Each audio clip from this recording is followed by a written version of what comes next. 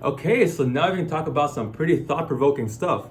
How exciting. So Black Mirror is a British drama that tackles issues that our society is facing or could face in the future. The latter is especially true when it comes to episodes that talk about technology, putting the characters in a futuristic dystopia and putting them into some pretty messed up situations. So all episodes in Black Mirror are related to each other. They all have different characters from different areas in different points of time. Some episodes take place in the deep future, while other episodes take place in, well, now. This brings a lot of diversity into the show, which makes it really interesting, and it's great because they can use their creativity to talk about a lot of issues and keep the audience interested throughout. Anyways, the one episode in Black Mirror that I'll be talking about today is titled Shut Up and Dance, and is found in the third episode of the third season. So the episode begins with us being introduced to a young waiter who we soon learned is named Kenny.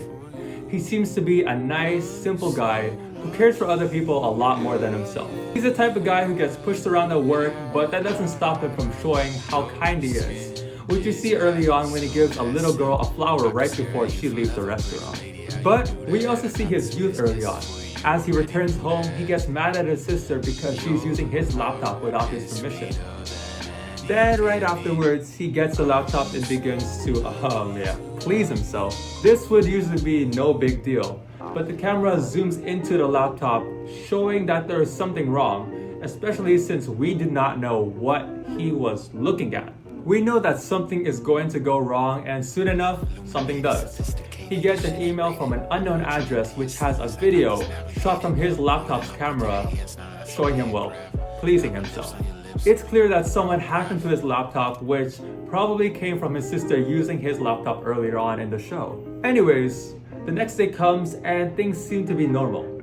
This is true until Kenny gets a message from an unknown number, telling him to meet him at a location in 45 minutes. If Kenny doesn't make it in time, the video will get leaked. So he rushes to his destination and is then met by a stranger.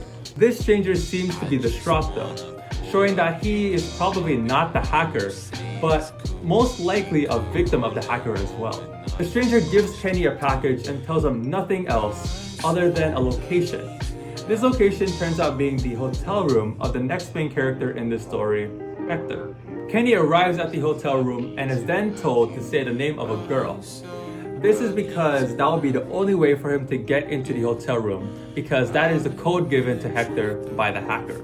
So like I said earlier, Hector is another victim of the hacker, who has blackmail on him about an affair that he is having. The two are then set on an adventure where they have to get to another location in a certain amount of time. Things get pretty hectic on the car ride though, as the two run into a friend of Hector's wife. They can't seem to refuse to drive her home, so they must drive her home and get to the location just in time. Because of the stress of the situation, it shows a lot of character between the two. They seem very different, but they seem to be as stressed about what's gonna happen to them if the things get leaked. We don't know why Kenny is so distraught though. A simple leak cannot be that bad, can it? Once the two somehow reach their location, they are surprised because it is a bank. They are then told to look inside of the package, which turns out being a cake, and inside that cake, there is a gun and a mask. Kenny and Hector fight over who has to do it, but Kenny ends up giving in because Hector is the only one who can drive them away from the crime scene. This scene is very important in showing the character of Kenny. This is because he begins to cry as he screams at the people to give him money at gunpoint, even beginning to pee himself while doing so. Kenny is still able to get the money though, and the two are able to drive away in time and go to a final location where they then have to end up splitting up. Kenny is told to go deep into the forest, while Hector is told to simply find a way to get rid of the car. Kenny walks inside and is met by another victim, a victim who knows a lot more than Kenny. The two talk briefly and then find out that they're there for the same reason. They are both found to be pedophiles and they both access child pornography. This is a shock for the audience, but it's quite understandable because we can now understand why Kenny is so desperate. The two are then told to fight to the death, with a drone flying over them to show proof of what happens. Kenny attempts to pull out the gun from earlier and shoot himself, but ends up failing because the gun is empty. The two then begin to fight, but the scene cuts and shows the other victims of the hacker. We see these victims return home after doing all of their tests and things should be normal, but they're not.